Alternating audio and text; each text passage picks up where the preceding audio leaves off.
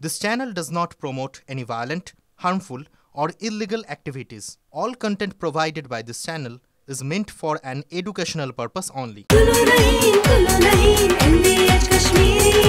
আরে কম দে কিন্তু খাঁটি দে। MDH কাশ্মীরি লাল লঙ্কার গুঁড়ো।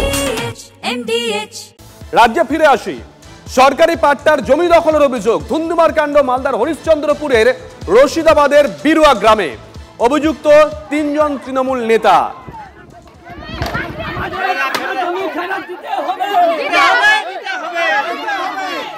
জমি বাঁচাতে লাঠি বাঁশ সাথে প্রতিরোধ গড়ে তোলেন গ্রামবাসীরা, যে ছবি আপনাদেরকে আমরা দেখাচ্ছি।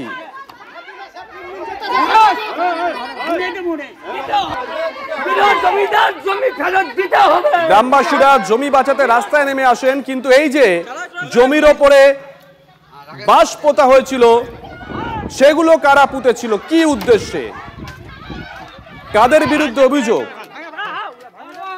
সুব্রত আমাদের সঙ্গে রয়েছেন টেলিফোন, আমাদের সহকর্মী সুব্রত। ছবি তো আমরা দেখছি, ওখানে বাঁশ পোতা হয়েছিল, গ্রামের মানুষ তারা রাস্তায় নেমে আসছেন, লাঠি নিয়ে বাঁশ নিয়ে প্রতিরোধ গড়ে তুলছেন, ওই বাঁশ উপড়ে ফেলছেন। কিন্তু ঘটনা কি ঘটেছিল, কারা ওই বাঁশ পুঁতেছিল, জমিটা কাদের?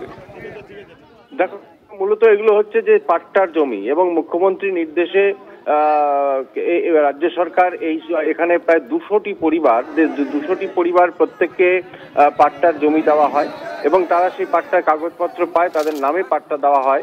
এবং যেহেতু অত মানে বিস্তীর্ণ জমি, 200টি পরিবারের পাট্টা দেওয়া জমি মানে অনেকখানি, এবং সেই জমি দেখা যায় সেখানকার অভিযোগ যে সেখানকার 3 জন তৃণমূলের স্থানীয় লোকাল লিডার, এবং তারা আবার বেশ প্রভাবশালী জমি মাফিয়া।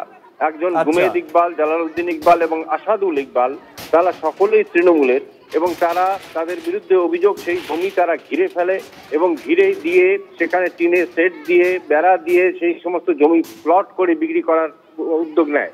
এটা নিয়ে কিন্তু তৃণমূলের যে পঞ্চায়েত রয়েছে সেখানে তারাও কিন্তু মানে মেম্বার যিনি পঞ্চায়েতের তিনিও কিন্তু বাধা দেন, কিন্তু তাতে এতটাই তাদের প্রভাব যে তিনি গুরুত্ব পাননি। এরপরে গ্রামবাসীরা বহুবার বাধা দিতে গেলে হুমকির মুখে পড়তে হয়, মারধর হয়। এবার তারা সমস্ত গ্রামবাসীরা মিলিত হয়ে বৈঠক করে এই হামলা চালিয়েছে, এবং ঐক্যবদ্ধ হয়ে লাঠি সোটা বাঁশ নিয়ে তারা হামলা চালিয়েছে, এবং সমস্ত যে টিনের সেট দেওয়া আছে সেগুলো ভাঙচুর করে দিয়েছে, পিলার উপরে দিয়েছে, বেড়া ভেঙে দিয়েছে, এবং এই পুরো বিষয়টা নিয়ে ইতিমধ্যে ঘটনাস্থলে পুলিশ পৌঁছেছে, এবং মানে ধুন্ধুমার কাণ্ড এখনো পর্যন্ত চলছে। নজর রাখো সুব্রত, নজর রাখো।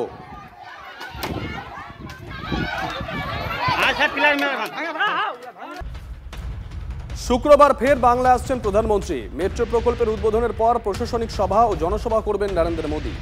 দমদম সেন্ট্রাল জেলের মাঠে প্রধানমন্ত্রীর সভা ঘিরে চূড়ান্ত তৎপরতা।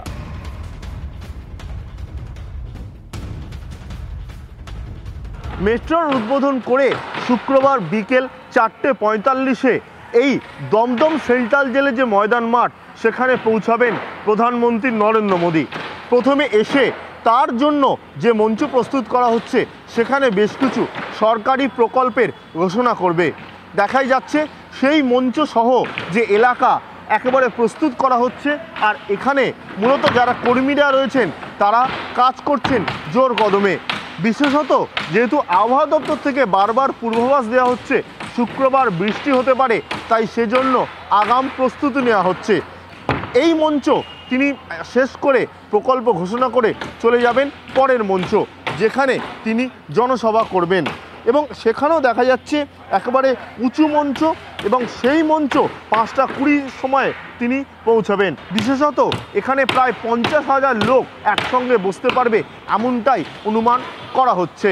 প্রধানমন্ত্রী নরেন্দ্র মোদীর যে রাজনৈতিক সভা শুরু হবে, তারপর তিনি 6:20-তে এখান থেকে বেরিয়ে 6:30 নাগাদ পৌঁছে যাবেন বিমানবন্দরে, চলে যাবেন দিল্লির উদ্দেশ্যে রওনা দেওয়ার জন্য।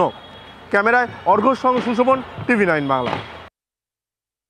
ভোটের প্রকল্প হবে, ভোটের আগে ঢোল বাজবে। এটা এখন প্রকল্প আসছে, পরে এনআরসি আসবে। দিদি তার জন্য রেডি হয়ে আছে। ওদিকে মুখ্যমন্ত্রীর প্রকল্প, ওদিকে প্রধানমন্ত্রীর প্রকল্প, এদিকে মুখ্যমন্ত্রীর প্রকল্প। এই লড়াই দেখবো আমরা যখন সারা বাংলায় রাস্তাঘাট পথঘাট সব উড়ে গেছে, জলমগ্ন, বন্যা প্লাবিত, ভাঙনে দুর্গত মানুষ তাদের পাশে দাঁড়ানো কারোর দরকার নেই, না প্রধানমন্ত্রী না মুখ্যমন্ত্রী। চলো রাজনীতির ঢোল বেজে গেছে, আর কি, এবার রাজনীতির ঢোলক বাজবে। তিলোত্তমার জন্য সুবিচারের দাবিতে রাজপথে সামিল হওয়া চিকিৎসক পড়ুয়াদের বউবাজার ও হেয়াস্ট্রিট থানায় তলব। বউবাজার থানায় অঞ্জন মণ্ডল নামে ডাক্তারি পড়ুয়াকে তলব করা হয়, বেশ কিছুক্ষণ জিজ্ঞাসাবাদ করা হয় তাকে। অন্যদিকে 8টি আলাদা মামলায় আরও এক ডাক্তারি পড়ুয়া অনিন্দ সুন্দর মণ্ডলকে পুলিশের তরফে 10টি নোটিশ পাঠানো হয়। সেই নোটিশের ভিত্তিতে হেয়াস্ট্রিট থানায় জিজ্ঞাসাবাদ।